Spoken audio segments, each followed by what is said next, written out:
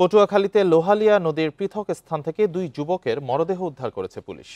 বুধবার সকালে নদীর ধলু হাওলাদার বাড়ির সংলগ্ন স্থান থেকে রেজাউলের মরদেহ এবং রাতে লোহালিয়া সেতুর নিচ থেকে তুহিনের মরদেহ উদ্ধার করা হয়। পুলিশ জানায়, তুহিন গত সোমবার রাতে ডিবি পুলিশের ধাওয়া খেয়ে নদীতে ঝাঁপ দেওয়ার পর নিখোঁজ হন। আর রেজাউল একই দিন সকালে বাড়ি থেকে অটোরিকশা নিয়ে বের হওয়ার পর নিখোঁজ হন। একদিনে দুটি মরদেহ উদ্ধারের ঘটনায় জনমনে আতঙ্ক দেখা দিয়েছে।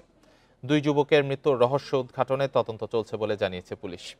এদিকে সাতক্ষীরার আশাশুনি উপজেলার সড়কের পাশ থেকে বিজন কুমার দে নামে এক কৃষকের মরদেহ উদ্ধার করেছে পুলিশ।